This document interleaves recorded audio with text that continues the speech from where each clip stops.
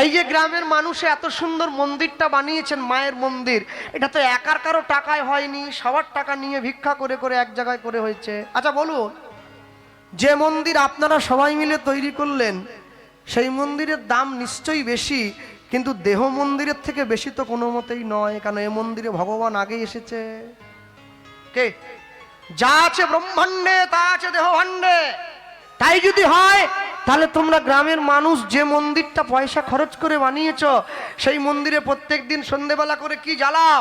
ধূপ, ধুনো, প্রদীপ, পঞ্চপ্রদীপ কি জ্বালা না? তাহলে যে মন্দির গ্রামের মানুষ ইট কাঠ চুন সুড়কি দিয়ে পয়সা খরচ করে বানালো, সেই মন্দিরে প্রত্যেক দিন সন্ধ্যেবেলা ধূপ জ্বালায়। আর যে মন্দির ভগবান দিয়ে পাঠালো, সেই মন্দিরে বান্ডেল বান্ডেল বিড়ি জ্বালিয়ে বসে আছে। বিচার করতে হবে তো। এর জন্য বই পড়তে হয়নি, এর জন্য কোথাও ছুটে যেতে হয় না, এর জন্য নিজের বিবেকটাকে একটু খোলা রাখতে হয়, তাহলে বোঝা যায় কে আমি, কেন মোরে, যারে তাপত্রয়, ইহানা জানি জীবের কইছে হিত হয়। আকাশের শোভা চাঁদ, চাঁদের শোভা তারা, বৃন্দাবনে কৃষ্ণ শোভা নদিয়াতে গোরা, গ্রামের শোভা বাড়ি আর ঘাটের শোভা হাঁড়ি, রাস্তার শোভা গাড়ি হয়, মুসলমানের শোভা তার বড় বড় দাড়ি। দাড়ি থাকতে হবে। বাঙালি সনাতনী হিন্দু ভাইয়েরা সংসারে পড়ে নিত্য নিত্য ভোগ করে কত যন্ত্রণা আর জ্বালা, তবু তারা গলায় দেয় না এক ফের তুলসীর মালা। হ্যাঁ, আমি ছোটকালে ওই যে চুনো মাছ হয় না, মুরলা মৌরলা, ওইটা খেতে খুব ভালোবাসতাম জানেন তো। বেগুন দিয়ে চচ্চড়ি হতো না, অপূর্ব খেতে, মুখে লেগে থাকে। বাড়ির লোকে তো খায়নি, আমার মা আমার জন্য আলাদা করে রান্না করে বাইরে বসে খাওয়া স্কুল থেকে। একদিন দেখি আমার দাদু লাঠি ঠুকতে ঠুকতে আমার কাছে এসছে। আমি কি ব্যাপার, বৈষ্ণব লোক এখানে কি, চলে যাও। মালাতি লোক ধরে লোকে, তুমি এখানে কি?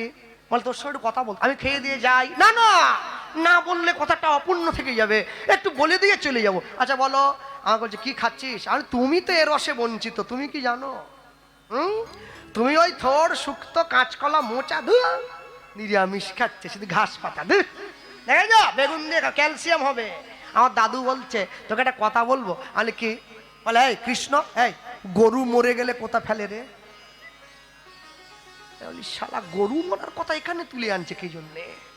আহা বল না, গরু মরলে কোথা ভাগাড়ে ফেলে। আচ্ছা বেশ, কুত্তা মরে গেলে বাগাড়ে, ছাগল মরে গেলে বাগাড়ে। আচ্ছা এরপরে আমাকে বলছে তুই কোথা ফেলছিস? আমি ফেলছি মানে ওই যে টুকিয়ে খাচ্ছিস। আমি বললাম আমি বুঝে নিয়েছি তো কি বলতে চাইছে। তারপরে আমার কানের কাছে এসে বলছে নিজের দেহটাকে ভাগাড় করে ফেললি বাবা। আর কথা বলেনি, বলে উঠে চলে গেছে। আর ওই যে উঠে চলে গেল, আমার খাওয়াটা নিয়ে চলে গেল। তারপর থেকে আজকে 22 বছর হয়ে গেছে, মনে মনে ঠিক করেছি আর ভাগাড় করবো নি।